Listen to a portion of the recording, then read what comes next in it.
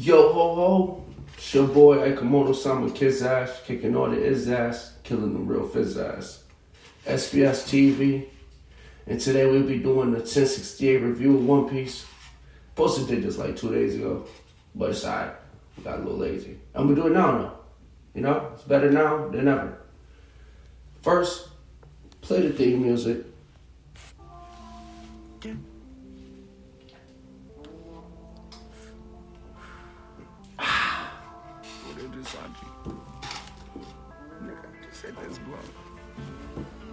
You can say it's cabo like my dream body. Bombs on a pom pom, you can call me buggy. Baby, do not play me. I know that you love me. Only because me. Yeah, I said sipping on that Cabo, Marty, boom boom.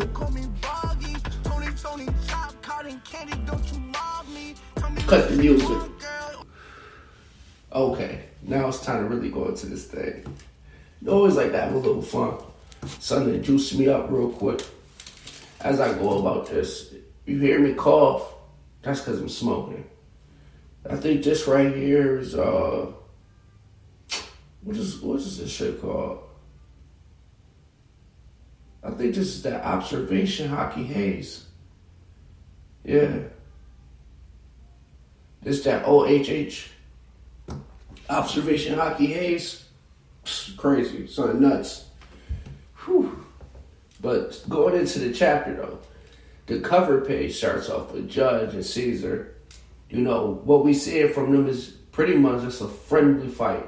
Display of two good friends kind of going through a argument, but it's nearly resembling Zoro and Sanji. What gave me that type of vibe is those Looney Tunes lumps that they have.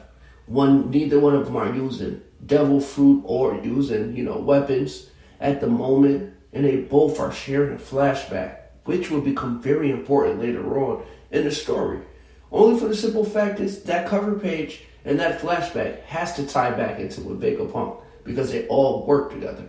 This also can give us a little insight of what is, what's currently the situation with Queen and, everybody else that got left and laid out in Wano. Because you know what? Why not? Queen was a part of Mad too, so that will give us a good insight. I can't wait to see it though.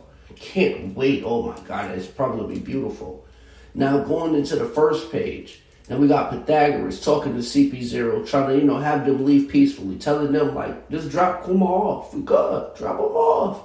He'll make his way here, and y'all just go about your business.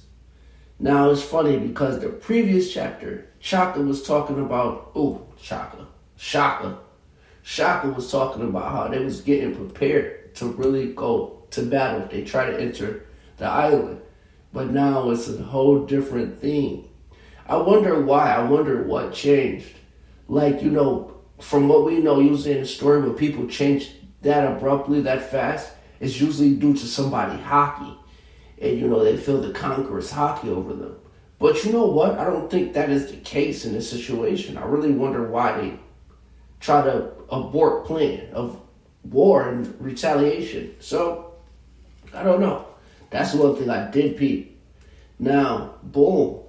They also call the Seraphim S-Bear, Jinbei as Shark, Mihawk as Hawk, Boa as Snake. Code names.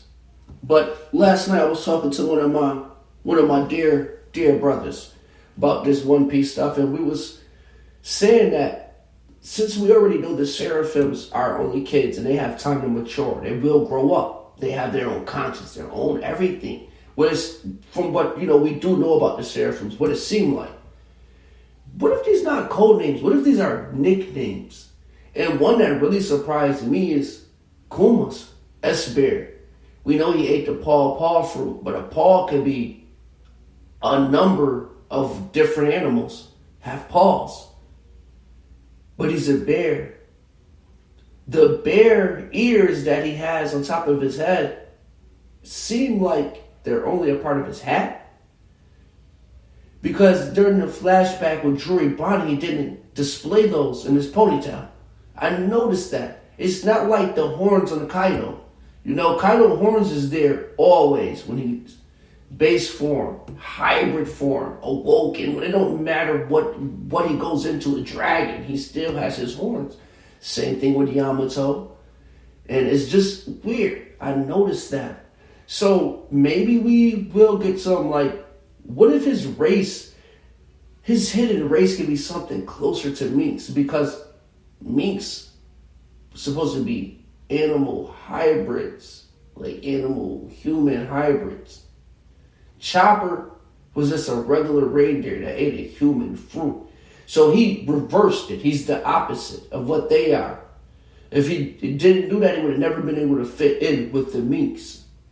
But we still need to know, how did the Minks become that way? During the ancient kingdom, we already know that their technology was super advanced. Is it some way that they created the Minks with technology? Did somebody end up, getting with a rabbit and making a carrot? You know what I mean? I'm trying to figure it out. Because if somebody was messing around with a leopard and made a Pedro, brother, it's nasty, it's crazy.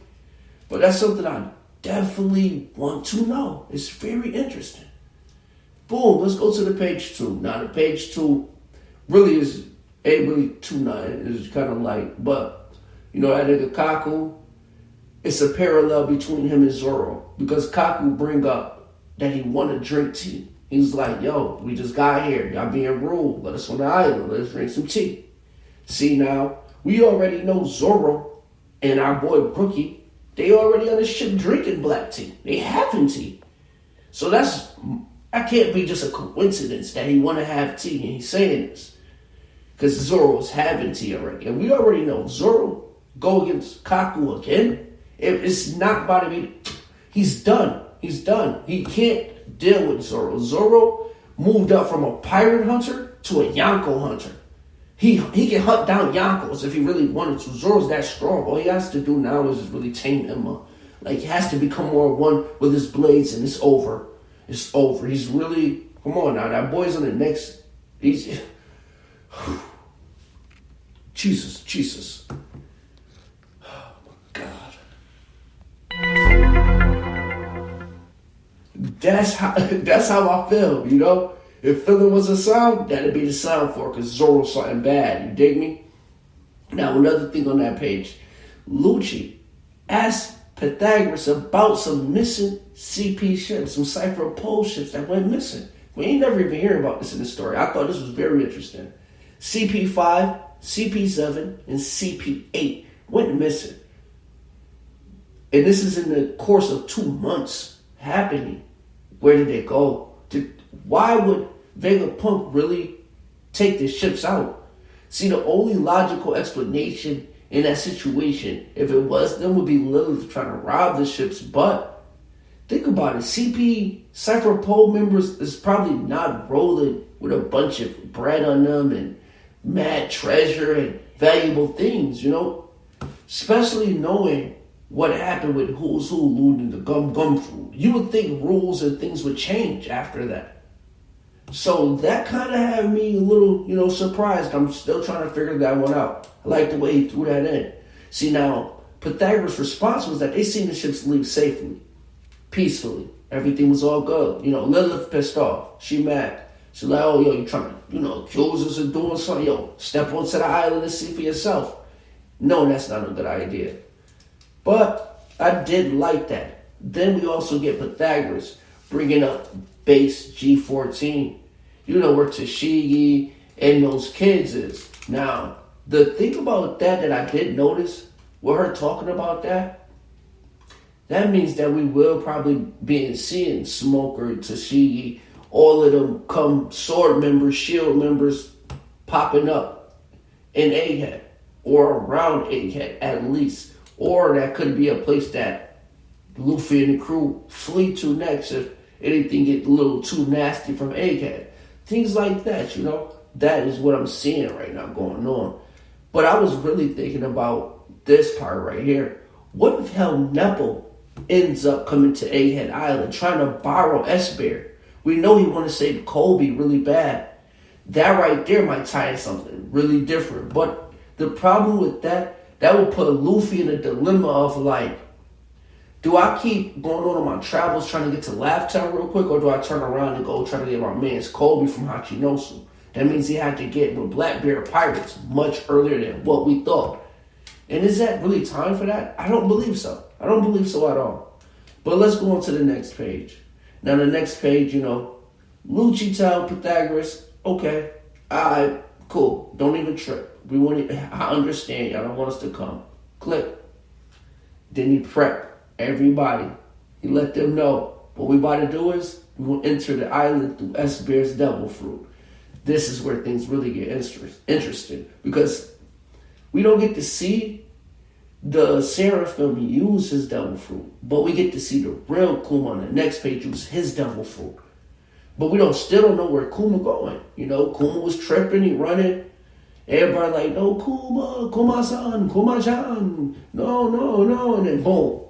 He just poof, gone, out of there. You see Dragon like, oh shit, damn Kuma.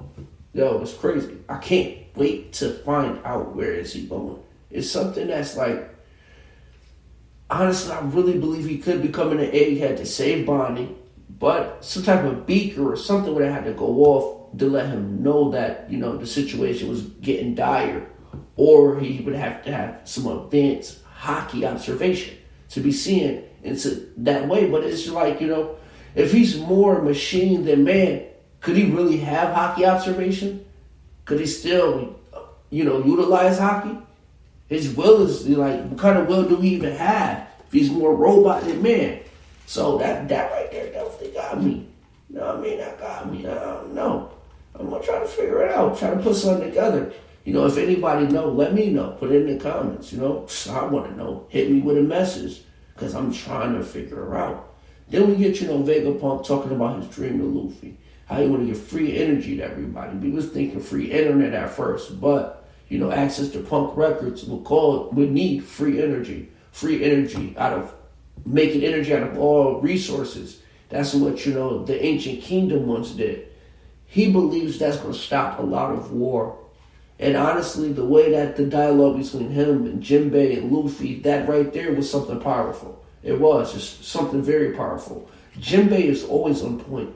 Jinbei always understands. His knowledge is so extensive. It's so crazy because it's just like Brook. He know a lot about the past, and he don't flaunt his knowledge. He don't even really use it all the time. But he when it comes time to put down some philosophical things, Jinbei does it. He do it. He let the knowledge know, and I love it. I love it. He keeping Luffy sharp, just like Robin was. It's like. It's crazy because Luffy has his own set of 6 paths of Punk, 6 paths of Luffy almost. His crew is kind of like that for him. Certain parts of Luffy that he doesn't have, certain small qualities that really complete him. That's what makes a good pirate crew, It's nuts to really say. And they all are some mythical creatures. They're mythical. You really think about it, some mythical beings on that crew. Love the way it's all put together. Oda, you know what? Round of applause for him, please. He's doing an awesome job right now.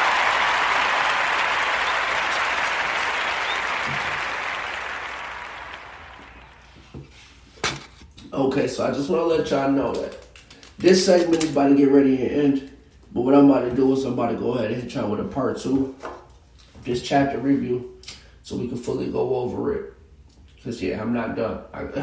I'm sorry I got going on to a tangent, but hey, I had a lot of things on my mind I definitely wanted to share and express with y'all my feelings and thoughts about this chapter. But about to hit y'all with the part 2. We definitely going to go on forward with it and get more into it. Thank you for, definitely listening. Make sure you like, subscribe, share, comment. Make sure you share it with a brother, share it with a sister. Because that's what, come on now, that's what sake is all about. Share it with the ones you love. Now I'm going to let the music play. You dig?